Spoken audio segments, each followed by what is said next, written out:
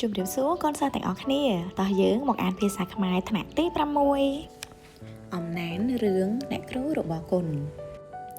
គុណជាសិស្សសាលាបឋមសិក្សាភូមិបឹងគេជាកូនកំព្រាឪពុកម្ដាយហើយរស់នៅជាមួយម្ដាយមីងគុណជាក្មេងឆ្លាតស្លូតបូតហើយឧស្សាហ៍ព្យាយាមគុណខិតខំរៀនសូត្រហើយធ្វើកិច្ចការដោយហ្មត់ចត់អ្នកគ្រូនិងសិស្សឯទៀតស្រឡាញ់គុណគ្រប់គ្នាអ្នកគ្រូអាណិតគុណណាស់ព្រោះគុណមានជីវភាពក្រីក្រជាងសិស្សឯទៀតអ្នកគ្រូដឹងថាគុណចូលចិត្តនិងប៉ិនប្រសពក្នុងការគូរគំនូរគាត់មានបំណងជួយគុណឲ្យក្លាយជាជាងគំនូរដ៏ពូកែម្នាក់ថ្ងៃមួយអ្នកគ្រូបានហៅគុណមកសួរគុណតើឯងចង់ក្លាយជាជាងគំនូរដែរឬទេគុណលើកដៃសំពះអ្នកគ្រូហើយឆ្លើយដោយស្រងត់ស្រងាត់ជម្រាបប្រសាសន៍អ្នកគ្រូការងារនេះខ្ញុំចូលចិត្តណាស់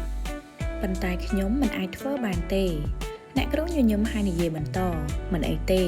បើឯងពេញចិត្តខ្ញុំនឹងទៅនិយាយជាមួយឪពុកមាខ្ញុំឲ្យគាត់ជួយបង្រៀនគាត់ជាជាងគំនូរដ៏ចំណានម្នាក់គាត់ចិត្តល្អណាស់គាត់ធ្លាប់ជួយក្មេងក្រីក្រដូចឯងពី3នាក់រួចមកហើយចំណែកខ្ញុំនឹងជួយផ្នែកសម្ភារៈឯងកុំព្រួយអីគិតតែខំរៀនទៅគុណសំពះអរគុណអ្នកគ្រូប៉ុន្មានថ្ងៃក្រោយមកពេលទំនេរគុណបានឆ្លៀតទៅរៀនគូរគំនូរ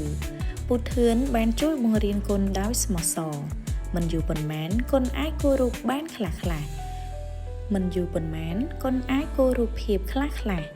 គុណបានជួយគូររូបភាពផ្សេងទុកជាសម្ភារៈសម្រាប់អ្នកគ្រូយកមកបង្រៀនសិស្សរាល់ថ្ងៃមួយពូធឿនបានដឹងអំពីការប្រឡងគំនូរសម្រាប់កុមារនៅក្នុងតំបន់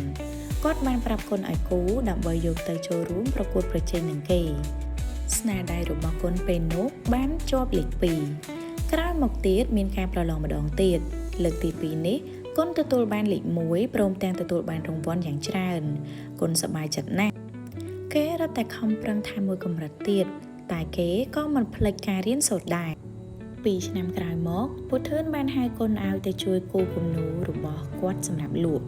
គាត់បានឲ្យកម្រៃខ្លះដល់គុណគ្រាន់បានបន្តការរៀនសូត្រ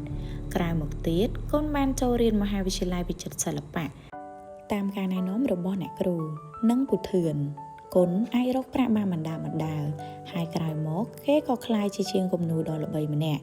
គុណមិនដែលភ្លេចគុណពូធឿននិងអ្នកគ្រូរបស់គេឡើយ